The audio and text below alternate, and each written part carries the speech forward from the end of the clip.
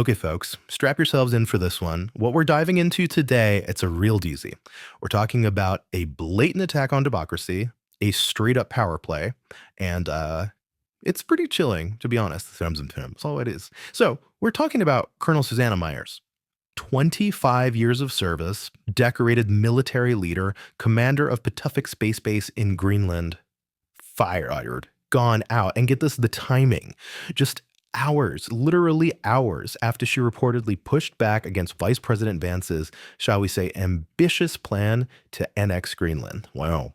That's quite a statement. It's a huge statement, and it goes way beyond just one person losing their job. This is about the integrity of the military, about respecting other countries, and ultimately about the future of democracy itself. We're going to unpack all of this, but we've got some seriously disturbing stuff to cover. We're talking reports from military.com, CNN, official statements, the whole 9 yards.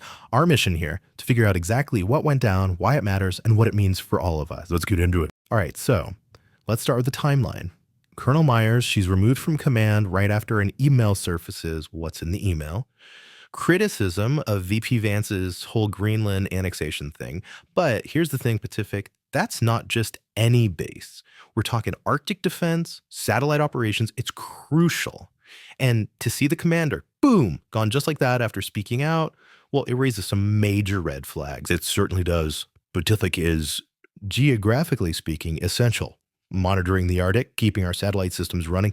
So yeah, when you get a situation like this, when the commander is suddenly out of the picture, well, you have to wonder, was it really about her leadership?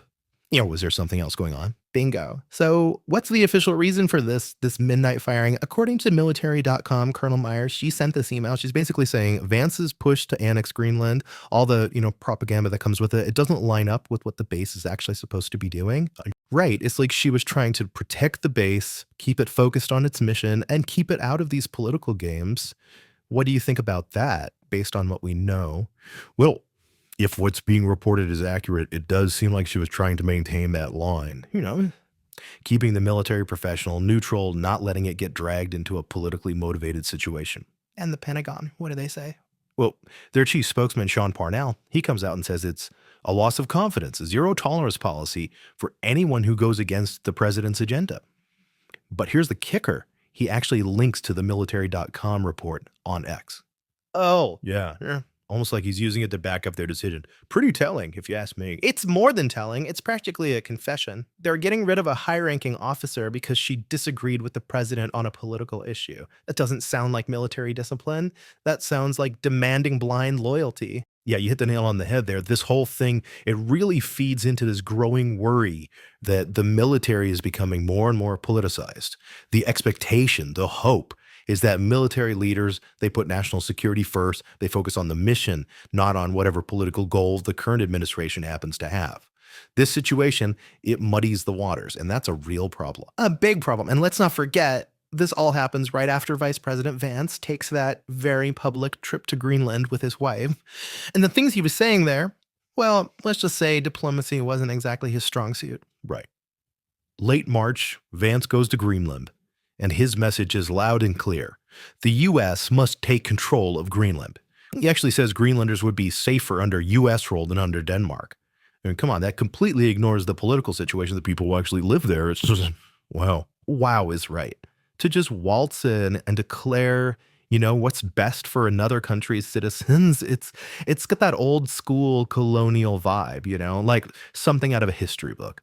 And it's not like the Greenlanders were rolling out the red carpet. Usha Vance, his wife, she had to scale back her appearance at a dog sled race because of potential protests. Yeah, and that right there tells you there is a lot of pushback, a lot of people in Greenland who are not happy about this whole charm offensive. Not buying it at all. Nope. Polls consistently show something like 90% of the indigenous population is against annexation. So Vance is saying they'd be safer under U.S. rule, but the vast majority of them disagree. What does that tell you? It tells me they don't get a say in this whole thing. Exactly. And yet Vance doubles down. March 28th, he says the United States has no choice but to expand its presence here. No choice. What about the people who live there? What about their government? Like their opinions don't even matter. Right. It's this whole we have no choice narrative, and we've heard it before. It's a way to justify doing whatever you want, no matter what anyone else thinks. It's a classic move when you're about to do something that ignores international rules and disrespects other countries. And this isn't the first time this administration has pulled this kind of stunt with Greenland. Definitely not. Remember back in 2019 when Trump tried to straight up buy Greenland? Oh, yeah. Called it a large real estate deal. It was so insulting, so dismissive of Greenland's status, its people. And he hasn't let it go. Recently, he said he's still going to get Greenland one way or another. He's even said military forces on the table. Seriously? Yeah. And he's confirmed there have been serious discussions about annexation. This isn't just some whim. He's obsessed with this. So why do you think he's so fixated on Greenland? It's not hard to figure out. Greenland's got those rare earth minerals, essential for all our tech. Plus, with the Arctic ice melting, you've got new shipping lanes opening up, and there's a good chance there's a lot of oil there. This isn't about protecting anyone, it's about grabbing resources and power. And in that whole scheme, Pacific Space Base, it's not just a military base anymore, it's a key piece of this whole power grab. Exactly. So now we've got this situation where the commander of this crucial base is fired, probably because she spoke out against the annexation plan. Yeah. It's a pretty clear message, a scary message. Yeah. And what about Denmark? What are they saying about all this? They are not happy. Denmark's Prime Minister, Mette Frederiksen, she called Vance's comments imperialist fantasies and said Greenland has the right to decide its own future. Good for her. Absolutely. But this whole thing, it's really hurting the relationship between the US and Denmark. They've been NATO allies for 75 years, and now we're risking that over this. Seems like it. And Denmark's already taking action. Reports say they're speeding up a new defense agreement with the European Union. They're looking for other partners because they can't trust us anymore. And that's on us. Yeah. We're the ones pushing them away with this reckless foreign policy. And what about the people in Greenland? What are they saying? Their premier, Joseph Motzfeldt, he called the annexation push a direct assault on their democracy. He has been crystal clear.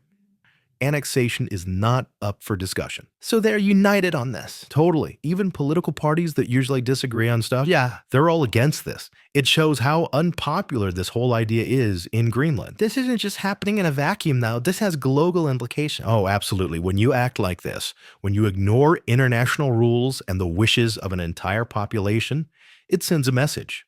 It emboldens other countries, especially those with less than democratic tendencies. Russia, China, they're watching this, taking notes. They see an opportunity to push their own agendas, and they'll use this to justify it. It's like we're handing them a playbook for how to undermine democracy. Exactly. And we're the ones who are supposed to be the defenders of democracy and international law. But actions like this, they destroy our credibility. So now Colonel Meyers is out. Who takes her place? Colonel Sean Lee. And his first move, he puts out a press release saying he's all about advancing the administration's priorities. Quite a contrast to Colonel Meyers, who was focused on the base's mission. And does this Colonel Lee have a history of, being pro-administration? Well, last year, he praised Trump's bold vision for the military. Interesting. So are we seeing a pattern here? Is loyalty to the administration becoming more important than actual military experience? It's a valid question. Yeah. When you start picking leaders based on their political views instead of their ability to do the job, that's a dangerous path to go down. A very dangerous path. And the hypocrisy here is just astounding. Vice President Vance, he's always talking about freedom, national sovereignty, and now he's leading this blatant attempt to take over another country. Yeah, it's pretty jarring. The administration is always screaming about foreign interference in our elections, but they have no problem trying to override the will of the people in Greenland. The double standard is incredible. It's mind-boggling, and the Pentagon's excuse for firing Colonel Meyers, loss of confidence, please. It's clear she was removed because she wouldn't go along with the administration's political scheme. Her email, it seems like she was trying to protect her command, not disobey orders. It does seem that way. This whole thing, it's bigger than just Greenland. This is about the very foundation of our democracy. Is the military supposed to serve the nation, the Constitution, or is it supposed to blindly follow whatever the current administration wants? That's the question we're facing. This isn't just about one person or one country. This is about the erosion of democratic values. When you punish dissent in the military for political reasons, what message does that send to everyone else? It's terrifying. And if they're willing to go this far to take over a piece of land that doesn't belong to them, to ignore the people who live there, to disregard international agreements, it makes you wonder what else they're capable of. It does. And let's be real, there's a bigger picture here. Trump's administration, they've been trying to cut funding for climate research. But the melting Arctic ice, that's exactly what's making Greenland more valuable. Yeah. It's like they're ignoring the problem so they can profit from it. It all comes back to exploiting Greenland's resources. They want those rare earth minerals, those new shipping routes, the potential oil. This isn't about security, it's about greed. And don't forget, this whole annexation push is happening while Trump's foreign policy approval ratings are tanking. It feels like a desperate attempt to score some points, no matter the cost. So here's the bottom line.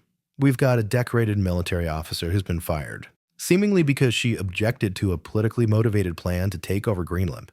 This whole situation is a sign of something much bigger, a trend where loyalty to a particular politician trumps military professionalism. It's damaging our relationships with allies, it's undermining international principles, and it's all driven by the Trump administration's obsession with grabbing Greenland's resources. It's a mess, and it leaves us with a lot of questions. When dissenting voices in the military are silenced for speaking truth to power, what does that mean for our country? What does it say about our place in the world? And when we prioritize taking what we want, no matter who gets hurt, what kind of future are we creating? These are questions we all need to be thinking about. Absolutely. We've got a lot to unpack here, folks. And this story, it's far from over. Stick with us. We'll keep digging. If you found this deep dive insightful, hit that like button, subscribe to the channel, and click the notification bell so you don't miss any of our future reports. We'll catch you on the next breaking news story.